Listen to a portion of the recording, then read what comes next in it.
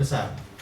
Dulu kita melihat ada Vienna Kris, itu lingkaran bina, tempat para pemikir ada dan mengembangkan pemikiran, termasuk pemikir sosialis. Saya kira juga berhutang banyak, termasuk pemikir liberal.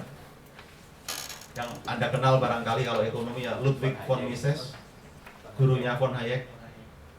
Lalu Schumpeter sendiri belajar dari Baumgartner, ada Otto Bauer dan sebagainya. Itu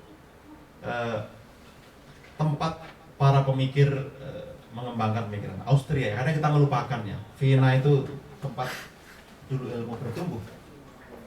Dia nulis banyak buku dan pernah menjadi Menteri Keuangan Austria. Setelah itu dia pergi ke Amerika. Sebagai imigran, dan dia mengajar di Harvard. Murid Schumpeter tentu Anda kenal, Paul Samuelson. Itu mbahnya ekonom. Richard Goodwin, James Tobin, yang terkenal dengan Tobin Tax, itu juga murid dari Schumpeter. John Kenneth Galbraith, itu ekonom Amerika yang terkenal. Lalu Paul Sweezy. Paul Sweezy itu kawan murid kesayangannya Schumpeter. Pemikir sosialis Amerika, ada dua yang terkenal waktu itu, Paul Sweezy dan Paul Baran. Itu dua orang itu. Sweezy dan Baran itu menulis tentang monopolistik kapitalisme di Amerika. Jadi sangat terkenal. Buku terkenalnya paling terkenal adalah Capitalism, Socialism and Democracy tahun 1942. Itu hampir sama. 2 tahun setelah itu Karl Polanyi menulis The Great Transformation.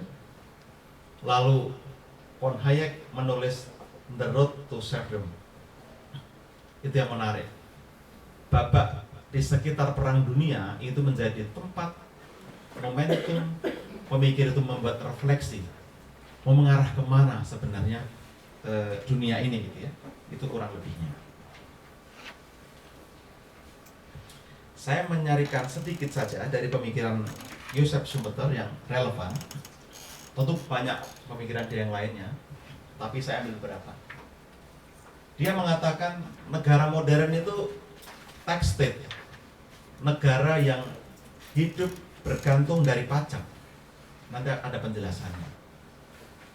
Dia juga mengatakan kalau negara feodal itu hubungan antara tuan dengan budaknya itu hubungan kerja, lalu tidak memerlukan mediasi. Negara modern sebaliknya, bertumpu pada taxing capacity, kapasitas memajaki. Dari mana? Dari private sector. Nah, dia merintis finance sosiologi, itu sosiologi fiskal. Dia adalah, dan ini penemuan terakhir belum lama, saya kira baru 20 tahun terakhir minat pada sosiologi ekonomi itu tumbuh. Misalnya pemikiran Swedenborg gitu ya, Richard Swedenborg. Lalu ada juga Williamson. Kalau Anda belajar sosiologi, Swedenborg, Williamson itu mempelajari ekonomi, sosiologi ekonomi.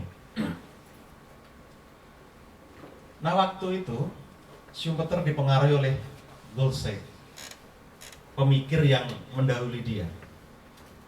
Kalau Schumpeter mengatakan tax state, Goldstein mengatakan capitalized state. Negara itu sebaiknya memfasilitasi saja lalu memungut pajak, atau negara itu sebaiknya entrepreneur, berwirausaha, menjalankan fungsi-fungsi yang mengenerate income. Itu kurang lebihnya perdebatannya di situ. Betapa menarik, 1 abad setelah itu, artinya kira-kira tahun 1990-an, muncul teori administrasi yang ditulis oleh Graeber dan Osborne itu ya, tentang New Public Management misalnya, yang meracik memadukan bagaimana pendekatan pasar diterapkan pada birokrasi, pada government.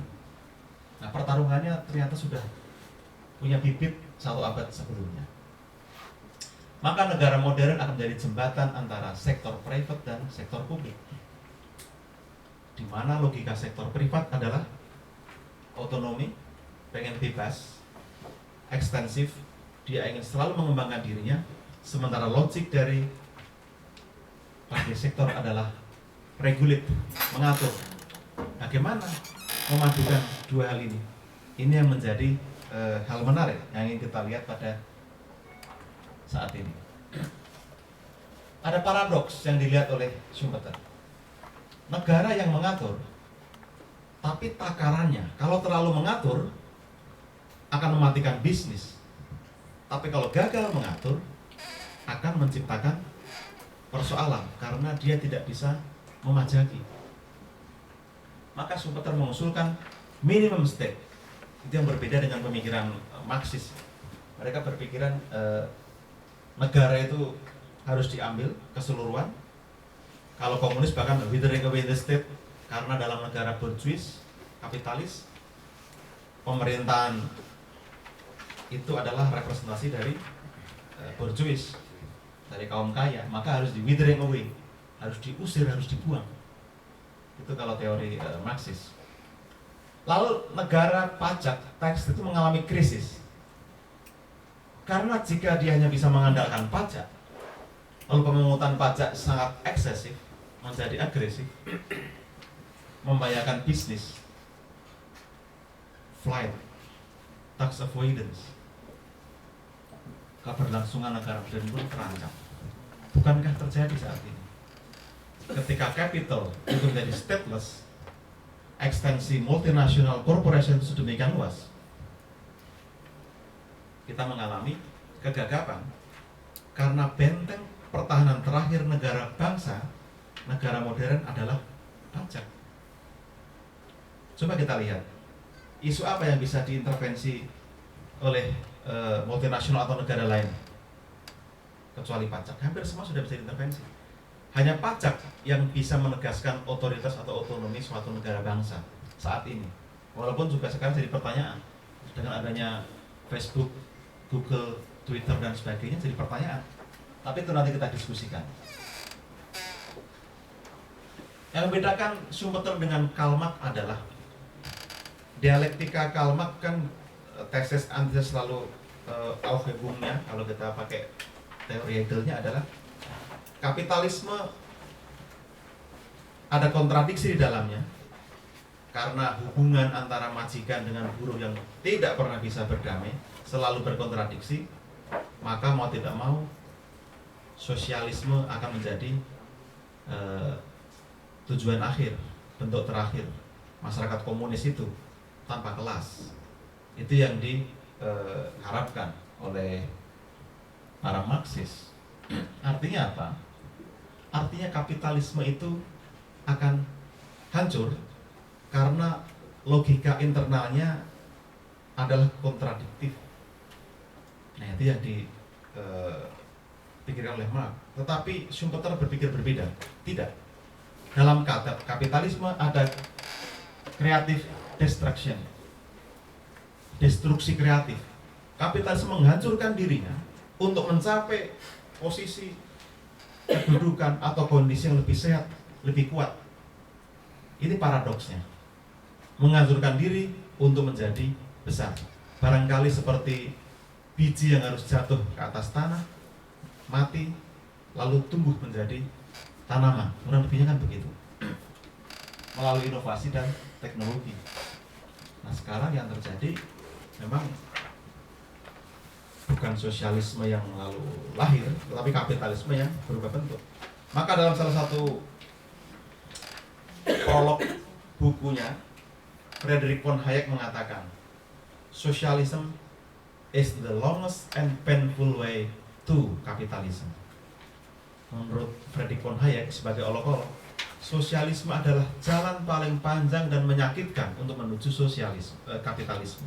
Itu menurut Hayek dalam pengantar di bukunya The Road to Serfdom. Nah, sekarang kita akan ikuti penelusuran dari Schumpeter. Apakah betul kalau mau mengerti sejarah peradaban itu mengerti sejarah pajak?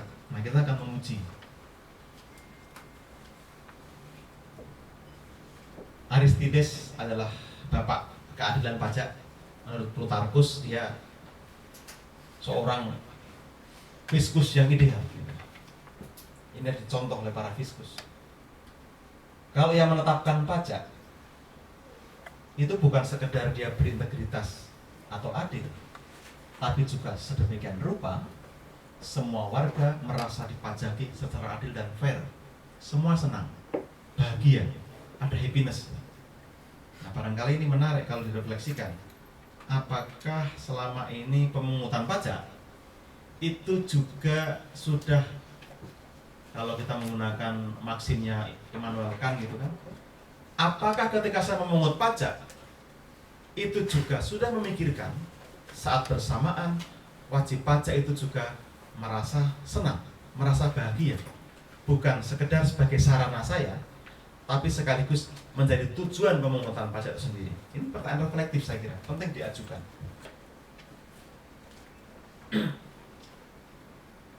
Zaman Babilonia ada seorang raja namanya Urukagina yang menjadi raja terakhir karena ketika Urukagina memerintah, dia bebaskan pajak, ambruk negara itu. Ada prasasti yang menuliskan demikian terjemahannya. Saya nggak bisa baca ini, tapi katanya terjemahannya adalah, kamu boleh punya Tuhan, kamu boleh punya raja, tapi manusia takut pada petugas pajak. Itu 6.000 tahun yang lalu sudah ditulis dan tidak berubah situasinya sampai sekarang pun. Kalau dengan petugas pajak kan orang takut gitu loh, bukan segan tapi takut. Itu harus diubah, saya kira. Tapi jangan-jangan kutukan sejarah memang. Nah ini Babilonia. Lalu Mesir. Di zaman Mesir itu menjadi bayang-bayang sistem perpajakan modern karena mereka berhasil menciptakan sistem administrasi pajak yang rapi. Pembukuan pertama kali itu di Mesir, dicatat pajaknya. Mereka mengalami catatan, petugas pemungut, lalu penetapan pajak, pembukuan, pemeriksaan, dan SKP. Kalau sekarang keberatan dan banding juga ada. Di zaman Mesir itu sudah ada. Tapi petugas pajaknya terlalu banyak di sana. Nah ini gambar-gambar yang menunjukkan pembukuan, terus ini pemeriksaan pajak. Ini orang yang dihukum karena dia memanipulasi pajak gitu.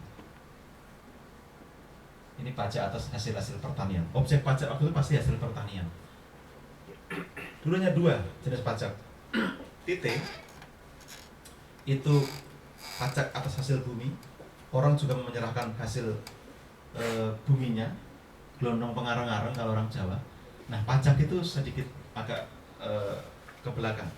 Kalau orang Jawa bilang kan pajak ya, bayar pajak. Pajak itu pasokan ajak, gelondong pengareng-areng, persembahan dari rakyat kepada raja gitu ya, upeti.